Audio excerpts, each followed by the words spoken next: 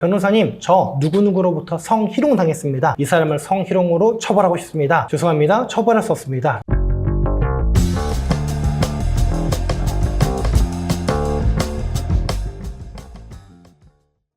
네, 여러분 안녕하십니까? 검사 출신 형사 전문 변호사 용석원 변호사입니다. 오늘은 성추행과 성희롱에 대해서 한번 말씀을 나눠보도록 하겠습니다. 저한테 많은 분들이 상담하시면서 이렇게 말씀 주십니다. 변호사님, 저 누구누구로부터 성희롱 당했습니다. 이 사람을 성희롱으로 처벌하고 싶습니다. 라는 말씀 정말 많이 주시는데 애석하게도 제가 드릴 수 있는 답변은 죄송합니다. 처벌할 수 없습니다. 라고 답변을 드린 경우가 굉장히 많습니다. 그래서 오늘은 성희롱으로는 대체 왜 처벌이 안 되는지, 그럼 어떻게 다른 범죄로 처벌할 수 있는가 설명을 드려보도록 하겠습니다. 먼저 성희롱과 성추행의 기본적인 개념부터 한번 설명을 드려보겠습니다. 성희롱이라는 건 일반적으로 성과 관련된 말 또는 행동으로 상대방에게 불쾌감이나 굴욕감, 모욕감 등을 주는 행위를 일컬어서 성희롱이라고 합니다. 반면에 성추행은요, 법률상으로는 강제추행으로 규정이 되어 있는데요, 폭행 또는 협박을 동원해가지고 다른 사람을 추행하는 범죄, 이거를 바로 강제추행이라고 합니다. 일반적으로는요, 신체 접촉을 동반한다 라고 이해하시면 될 것 같아요. 자, 근데 제가 아까 말씀드렸죠, 성희롱으로 고소하고 싶습니다 라고 했을 때 제가 대부분의 경우에 말씀드린 게 죄송해요, 처벌이 어려워요 라고 답변을 드리는데, 그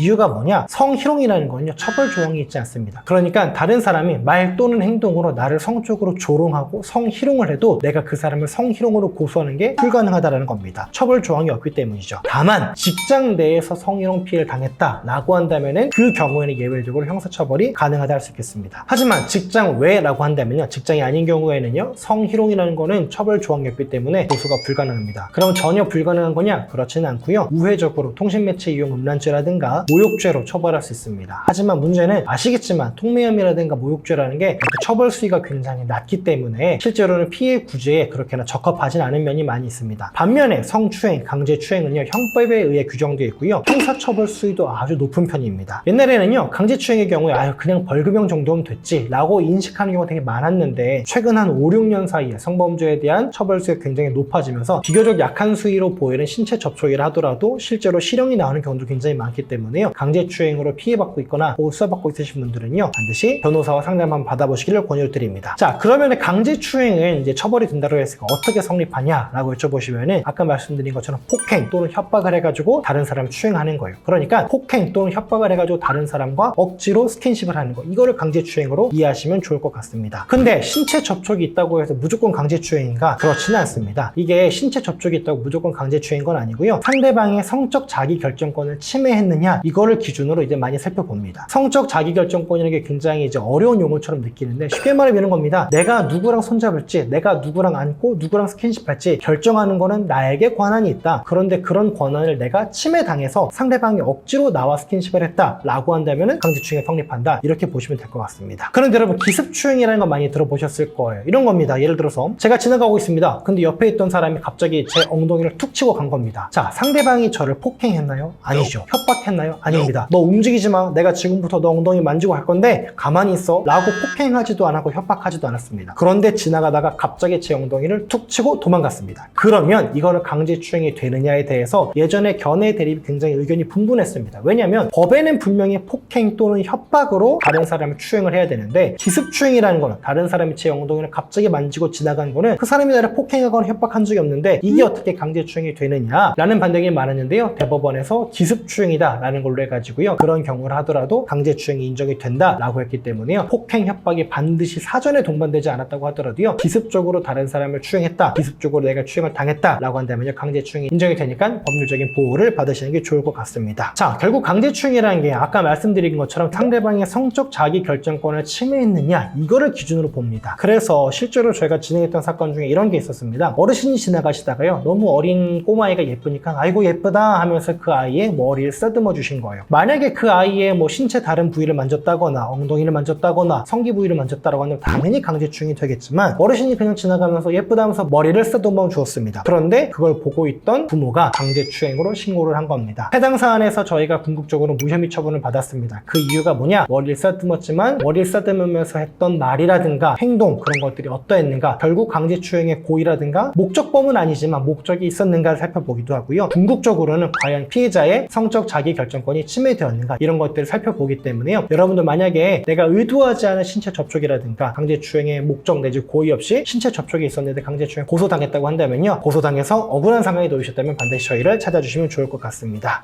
강제추행의 경우에는요. 피해자가 신고를 하지 못한 경우가 되게 많이 있습니다. 대부분의 성범죄가 그런데요. 그래서 주변에서 신고를 해준 경우가 정말 많습니다. 그런데 성범죄의 경우에는요. 피해자가 아닌 제3자가 신고를 해도 수사가 정상적으로 진행이 되는 그런 범죄이니까요. 만약에 내 옆에서 피해자가 피해를 받고 있다라고 한다면요. 옆에서 가만히 묵과하거나 그냥 넘어가지 마시고요. 그 피해 구제를 위해서 적극적으로 힘써주시는 게 좋을 것 같고요. 다만 성범죄 사건의 경우에는요. 피해자가 최소한 그 피해가 계속되고 반복적이지 않은 이상, 그러니까 이례적으로 끝났다고 한다면 피해자가 때로는 그 범죄 피해를 외부적으로 알리고 공론하는 걸 꺼려하는 경우도 있습니다. 그러니까 제3자가 신고할 때는요. 반드시 피해자의 의사를 물어서 확인한 다음에 진행을 하는 게 좋을 것 같습니다.